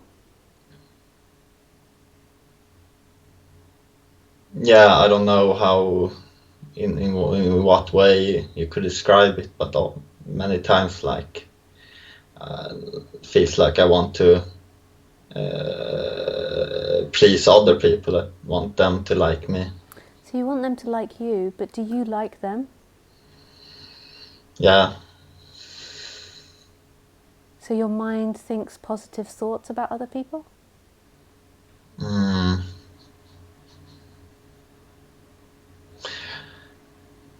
Mostly I kind of disregard many of the negative as less real, I guess.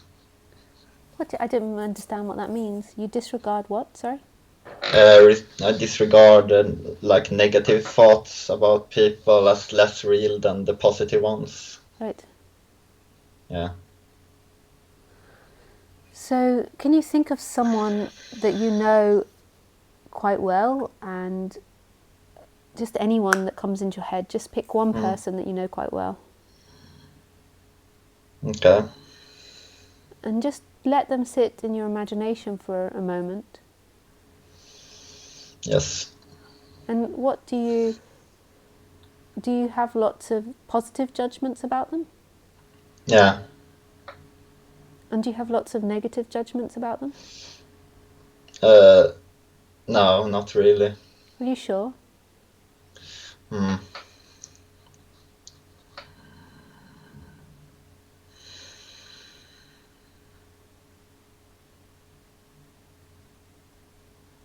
Yeah, maybe it's like I have negative judgment, but I see them as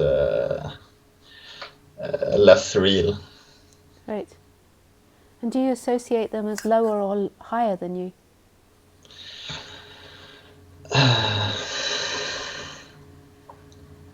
Probably I mostly put people somewhere above me. Sometimes more, sometimes less. So what your mind is doing is your mind works in opposites. So your mind works in, you associate them as something and you as something else. So your mind associates them as higher than you or them as positive traits, and then more than likely it will project the negative traits onto you.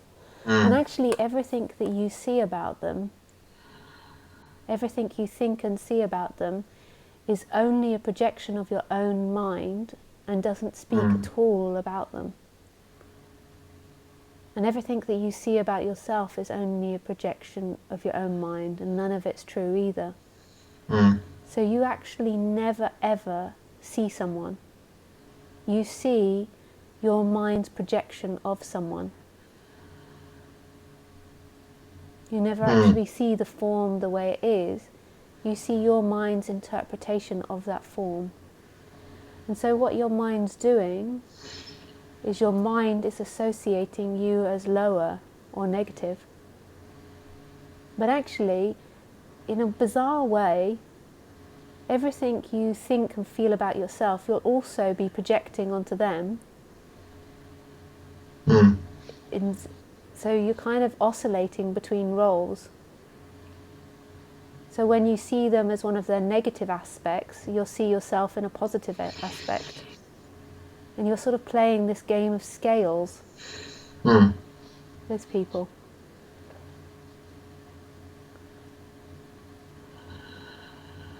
And none of it's true. But what makes it feel really true is the sensations that are arising in your body.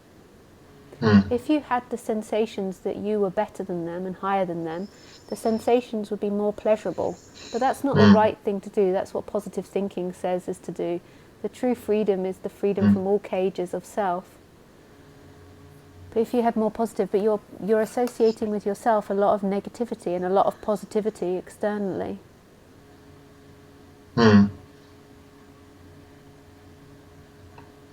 And so you have to explore the feelings underneath what you think about yourself and see that they are also not true. That none of it's true.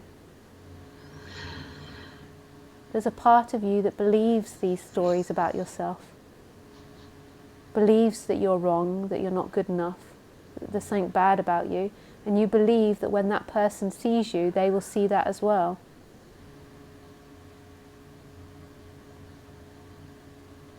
But actually everything that you project onto them and thinking that they're good and they're higher is your feeling and contained in you. So therefore, it's part of you. You're just projecting it outwards. So you also have those feelings about you. It's just that's the mind. What the mind does is it projects one half outwards and keeps half for itself. You are that, I am this.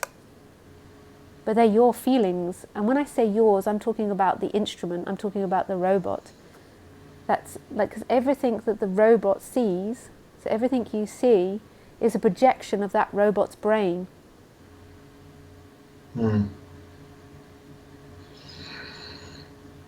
So is what you mean is like I'm creating these persons by my mind, or Totally.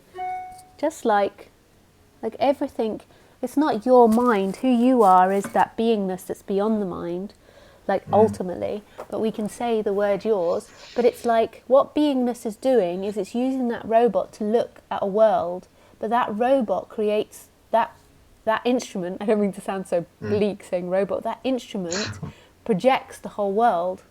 Everybody's world will be different depending on how that brain is interpreting. So your neighbour will be seeing the world completely different from you. The object, the colours, the people. You project everything you see in a person. You never see that person. You see your brain's projection of that person. You see that person when you don't see anything at all. Because that's who they truly are. And that's love. So they're not really ultimately any external person. There's no external person, ultimately. There's no internal person either. There is forms and energies dancing in this. And colours. So how would one define reaction then? Reacting yourself in some way, or You're playing in the robot, in the personal world, you're playing with yourself. You've made up them, and by making up them, you've made up you. So you've made up humans that are higher than you, and you've made up a you that's lower.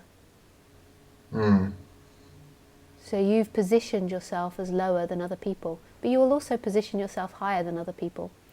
But everything that you think of them in the positive, you also think of them in the negative, but it just weighs heavier in the positive.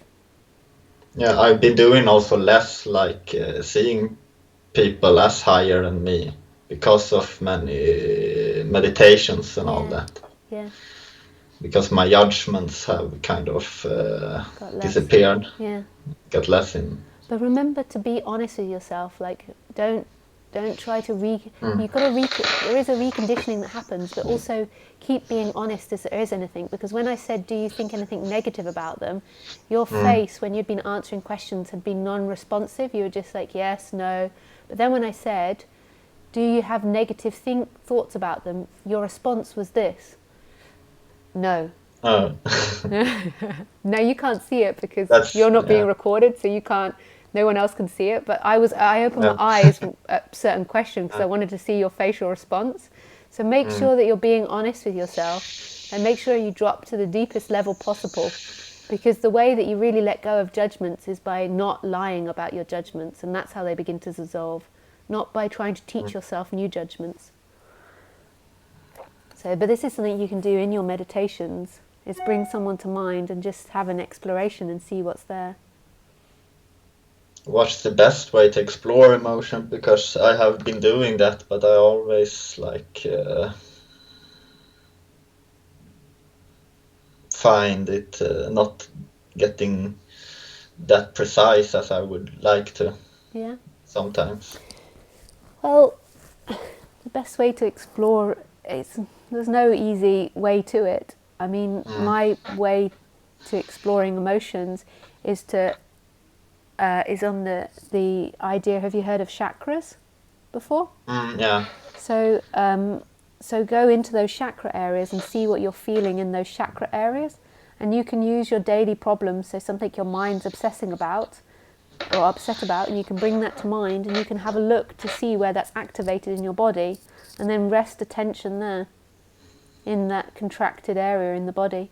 So you said like there was a burning sensation in your solar plexus when you, I can't remember what I asked you about now, but you said there was a burning sensation. So when you feel that burning sensation, rest attention there and see what it's saying. Like try to go as deep as you can. Normally in the solar plexus it's a lot of feelings of powerlessness and lack of choice and lack of control and feeling out of control.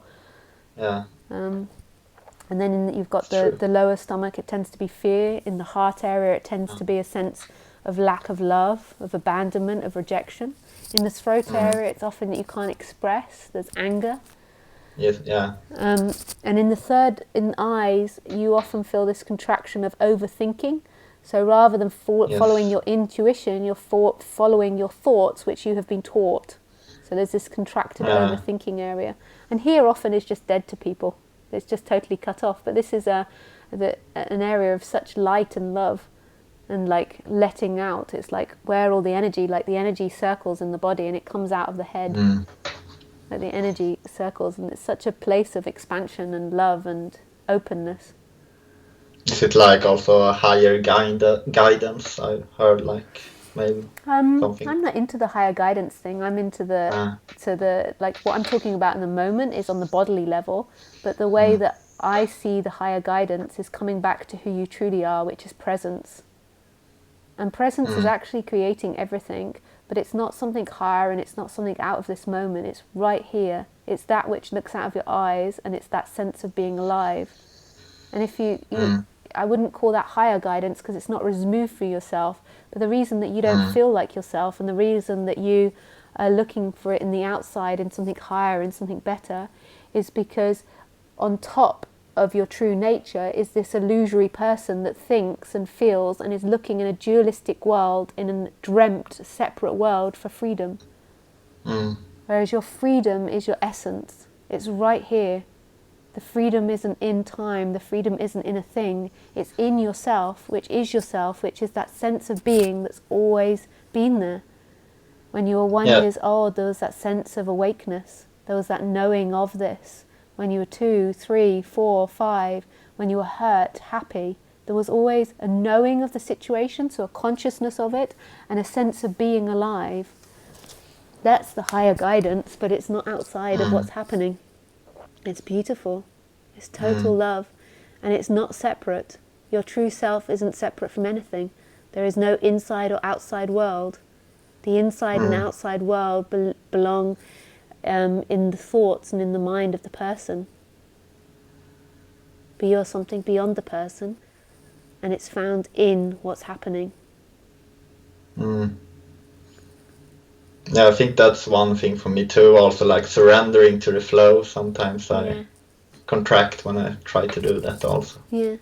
So at the moment, in your experiences, there is a consciousness of everything. Would you agree with that? That there is a consciousness of everything that's happening? Yeah, I think I'm not really exactly clear on exactly how. So what I mean by consciousness is that everything that's appearing to you is registered. It's known.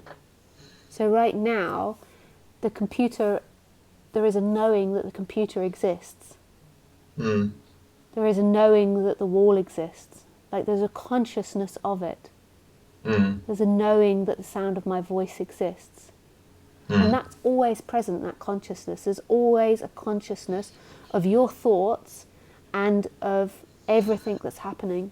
So there's a consciousness of your thoughts, your feelings, your sensations. There's also a consciousness of what I'm saying and the whole entire room. Is there ever a time when you can remember not being conscious? No, just like believing that I would be less conscious. Yeah. Like if I drink alcohol or something. Yeah. Maybe. Maybe you're less conscious on the thought form, on the memory form, on the functioning form, but there is still a knowing of everything that's happening, even when you're very drunk. There's a knowing of lifting the beer, there's a knowing of walking along. Everything is still known. The reason it feels less conscious to you is because your motor skills aren't working, so your memory's not working so well. And you're mixing up the memory with consciousness. Yeah, I tend to do that sometimes. Yeah, this was a really confusing subject because you've always been taught that you're something moving in time. So right now, you're sitting on a seat, and that's known. That's known. You're sitting on a seat, like there is the sensation of bum on seat, and that just is known. There's also, if you touch your face, how it that's known, that's registered. And then you can think, oh, I'm touching my face, but it's also just registered instantly. This, or the breathing in is registered and known. Can you get a sense of that? Yeah, and I can get like a sense, but it doesn't like stick. Oh yeah. Totally. It's okay because actually it always is. It's actually you that comes in and confuses it. So it's not something that you need to stick, but it feels like you cap it and you lose it because you comes in and claims it.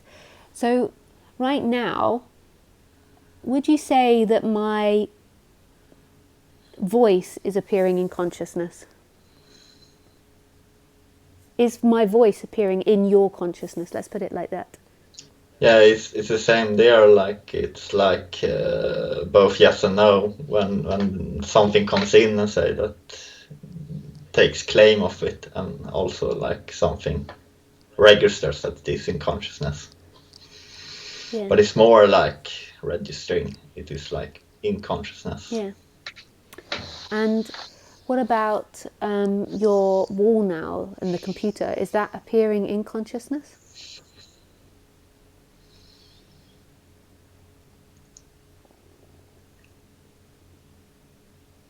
Yeah.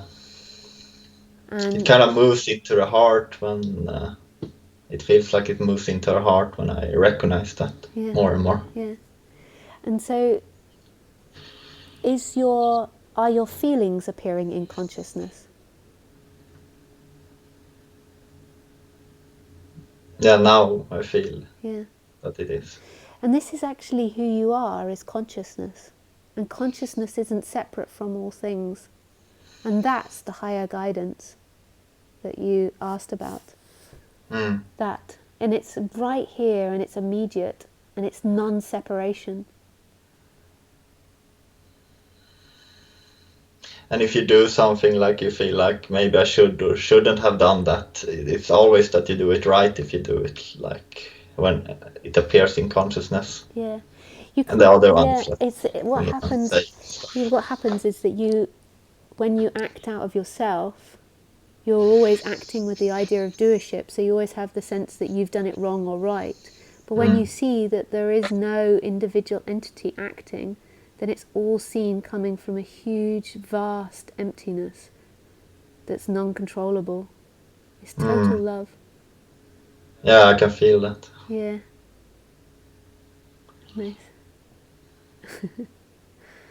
And then when the personal stuff comes up, like earlier I was talking more about the personal stuff, and when the strong feelings come up, you can also work with that, because on the personal level, sometimes you have to tidy the cage and you have to tidy the person up too, but also listen to this subject, that you aren't a limitation. You are this boundless knowing that's totally empty and never affected, and yet it's everything. And non-duality is like the most that brings that up. Yeah, yeah, yeah. Can imagine. Yeah, mostly it's non-duality speakers, but other speakers, it's all breaking down all these titles. So, yeah. But also, I do talk about the person now a lot more, because I've begun to realize that if you don't talk about the person, then people try to use non-duality to avoid these strong feelings that you're feeling, but they need to be dealt with. When you have this strong anxiety that comes up in social situations, there needs to be a dealing with those feelings and those reactions as well. Yeah, that's Otherwise, true. you spend your life trying to seek to avoid that. Yeah, I can see that. Yeah. Oh, nice. It's very nice speaking with you. Yeah, really insightful. Yeah. And you can watch this back on YouTube, because sometimes I speak quickly and I speak about a lot of things. Yeah, covered a lot of subjects. Yeah. That's really awesome. Yeah, nice. Really Nice, lovely yeah. to speak with you again. Yeah, you too. Thanks, sweetie. Thank you. Bye. Bye.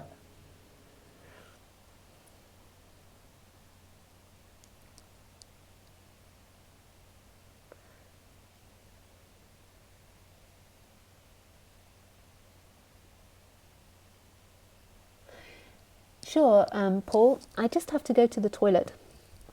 Again.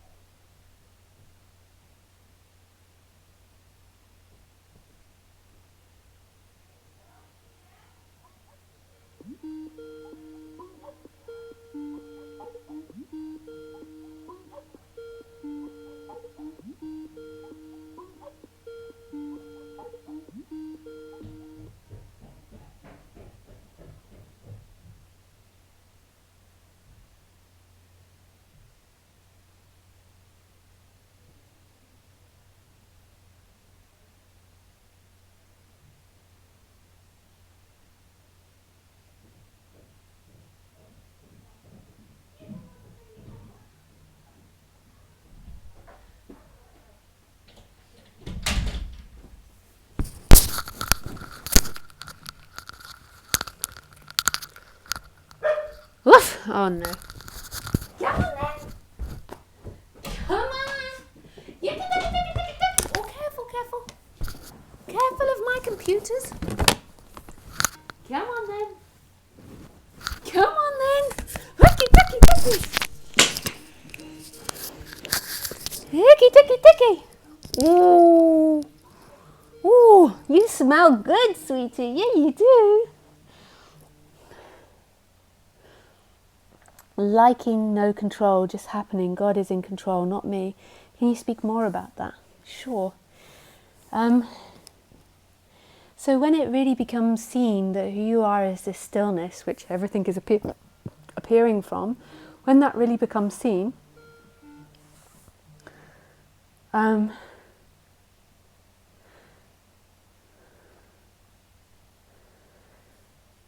it begins to become clear that there's nobody at the center of this creating action. There's nobody controlling this. This comes from a spontaneous freedom and emptiness. We imagine that there's somebody behind the scenes controlling this, but actually there are urges and thoughts and impulses appearing from not a place. And they appear with the feeling of control and free will, but ultimately there is no control and free will. But don't, as a person, on the personal level, try to act with someone without free will or control. That will screw you up. Because on the personal level, it feels like you have free will to pick up your cup and take a drink. And you can try this experiment at home to see if it's true. You can stick your hand in the air, tap your head, drink some more tea, tap your nose, move your fringe. You can do all these. You appear to have free will, but when it's really seen that everything's coming from this vast empty space, not a thing, then on the personal level it's seen that the person has no free will, has no choice, is not a separate entity moving separately from everything else. It's a flow coming from that boundless space. It's beautiful. You see, the person believes that it has free will, and then it builds so many bizarre dynamics on that. It believes I have free will, so therefore I'm guilty, they're guilty, we did wrong. And it begins to create all these mental patterns that are totally based on illusion that you exist and that you have free will. So it gets all confused and it gets itself into so much suffering. Doesn't it, Cleety? Huh? Huh? It gets itself in so much suffering, doesn't it? Huh? Huh? Huh? Huh? Huh?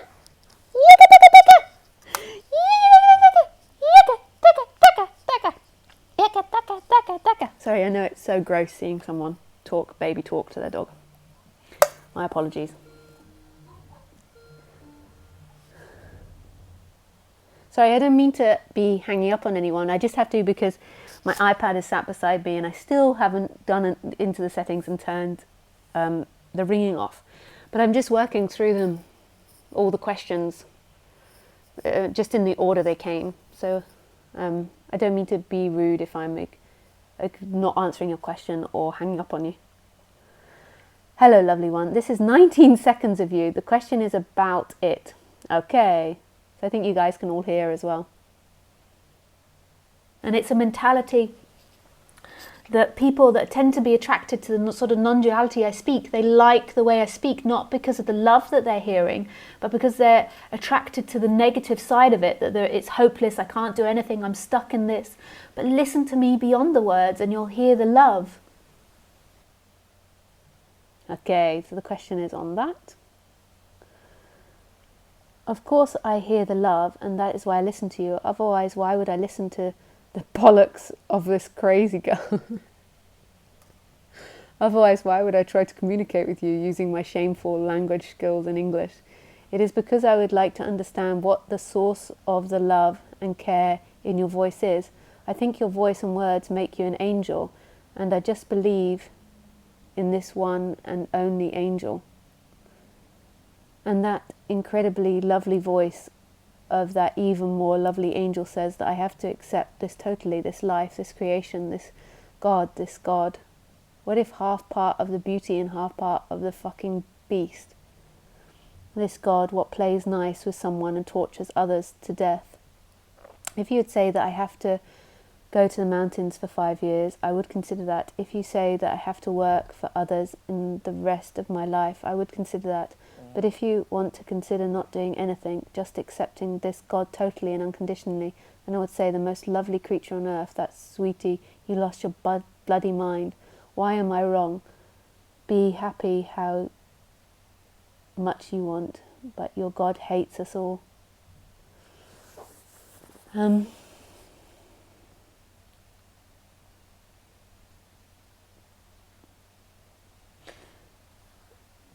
The reason why you can hear love is because I'm not speaking from a separate person.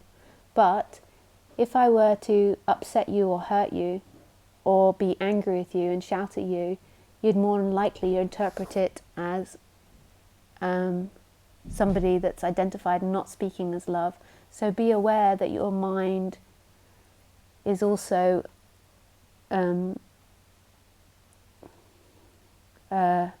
prejudice, because I can get very angry, and most people would maybe say, well, I don't get very angry very often, but I can really, like, when I want to, I will really have a good shout about something. And most people would might not see the angel there. They like the angel in the softness, but I get the sense that you feel something beyond that, like that innocence that I've talked about, because even that anger can come from that innocence.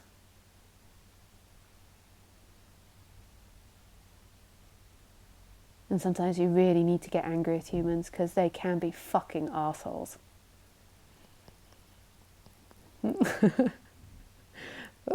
But then you really need to put them in a place like dog does with each other. You really need to say, no, that's not appropriate. Like, yeah. I was just watching, as most of you know, that I've spent a lot of my life when I was younger, particularly being an animal activist, and I'm still very passionate about animals and also in humans and the way humans treat each other. But I was watching, somebody shared a video on Facebook today. It just makes me cry.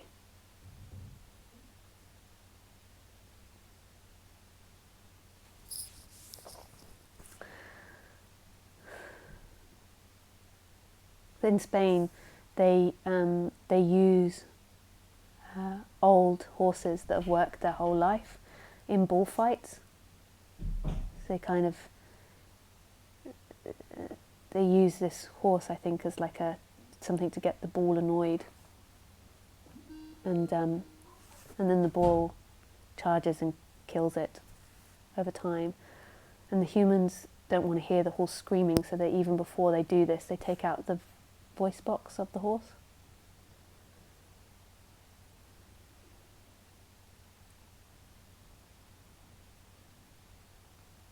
So humans have this side, and I do accept it and I do love it in my essence, but on a human level, if I saw or met, maybe not met, but if I saw someone doing this, trust me, the rage would come.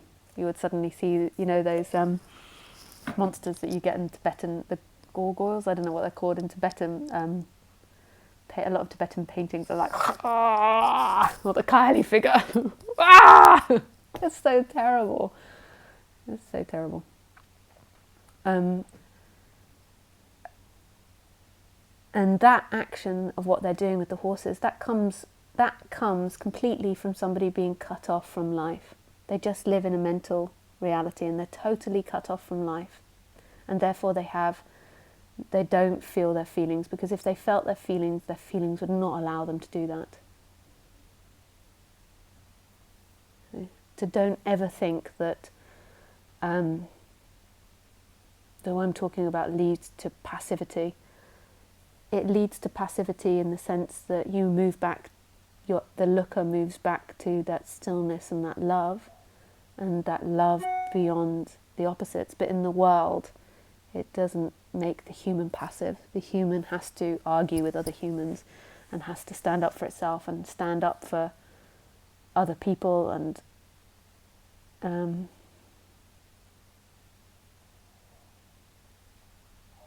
animals, environment. That's really important. I also see non-duality as a massive activism against society. I'm sure you all are aware that I'm not pro-society. I see the society as just a big me, a big identified me, and I really disagree with the way it's set up. And so I see this as a massive anti-society, because the more people that wake up, the less people that will be able to do these things. I mean, at the moment, they think that 1 out of 5 CEOs for big companies are psychopaths. I was reading this, and I'm sure that these surveys are very biased, but the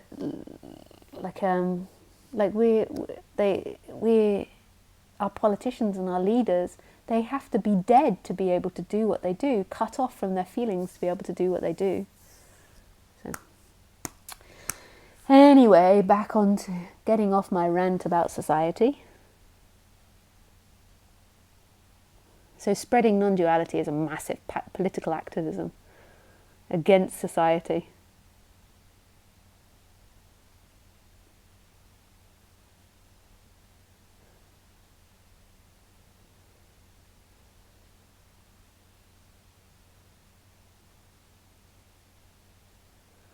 And it's funny because people think that because non-duality is that there is no good and bad ultimately, they think that I don't have morals. And sometimes people are surprised that I'm a vegetarian, and they're like, but why would you be a vegetarian? That totally contradicts what you say. And it totally doesn't. And if you can't see or feel that contradiction, the more that you open up, the more love that comes out. And I'm not saying that you'll be a vegetarian. I'm actually not against the eating of animals. I think this is very natural. I'm against the abuse of animals, which most of our meat comes from abuse of animals, and dairy products come from abuse. The more that opens, the less that you'll want to hurt or abuse others. Like, you just won't have that feeling to do it. You might do it by accident or by mistake or by laziness, but you won't have that feeling to do it. So yes, there has to be, on the ultimate level, the recognition that everything is God and the dark and the light are it. But on the human level, you certainly can really be opposed to some of that darkness or some of that the behaviours of humanity. Totally. If you see an enlightened person that's standing by and are watching abuse, then there's something wrong there.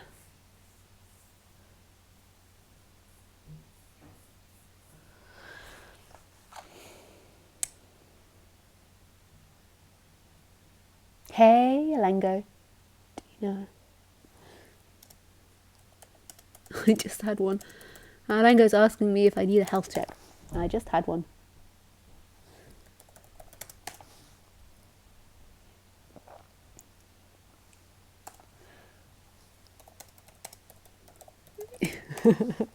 I am healthy. Hi, Zolt. I have to go in a minute, actually, because I'm taking my parents to a Christmas or New Year party. So there's so many people that I haven't answered. So we're just going to answer Zolt. Hey, Zolt. Can you say anything about the relationship of the subconscious and the conscious mind in the concept of sleep, maybe? I have trouble falling asleep. As long as I'm alert and awake, I can just see and let go of the stream of thought the conscious mind throws up. But as I'm about to fall asleep, the alertness decreases, obviously, and thoughts, usually anxiety, emerge from subconscious, which then prevents sleep. What would you say to this from the aspect of non-duality? I would say when you're beginning to fall asleep, that the constructs of you begin to dissolve, and everything that you're suppressing on the personal level and trying to keep at bay begins to come up. So during the day, I presume you'll be working hard or doing things or in activity. And so when you are beginning to go to sleep and you're beginning to expand, then all the stuff that you've been rejecting throughout the day begins to come up. So I would suggest acknowledging that anxiety more in the day, So when you're working really hard or you're trying to avoid something, ignore anxiety there, rather than just keep hunting for the next thing.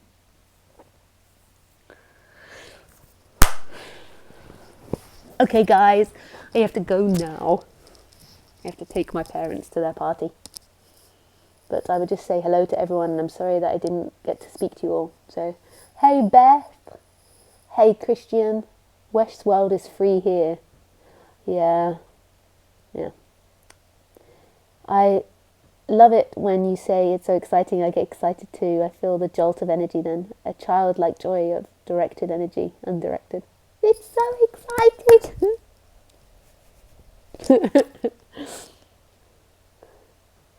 Hi, Keith. I'm sorry I didn't get to speak to you. Hey, Isabel. Wow, nice. Hi, Nicholas. Have a good flight and wonderful time in India. Much love. Ah, you'll be missed, Nick. Hi, Nicholas Rings. I would love to speak with you. I'm sorry. Hi, Lisa. Yeah, I'm sorry we didn't get to speak. Hi, Vince. Yeah, sorry, no speak. Hi, Andrew. Yep. Humans, he's suggesting. Okay, I will look at humans. Hi, Paul.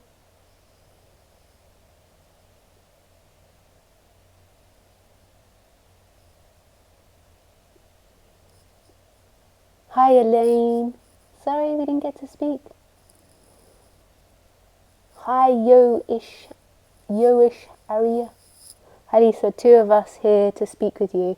One is fearful and the other excited. Much love. Ah, yeah, sorry we didn't get to speak. So you guys that wanted to speak, I'm not going to be taking Skype calls for the next month. Most probably I'll be in India, so you have to come to India. But I will be trying to broadcast them as long as I can get good enough internet connection. Not all of the talks, but just the ones on Sundays and Wednesdays like normal. Okay, thanks guys. Have a nice new year. Bye.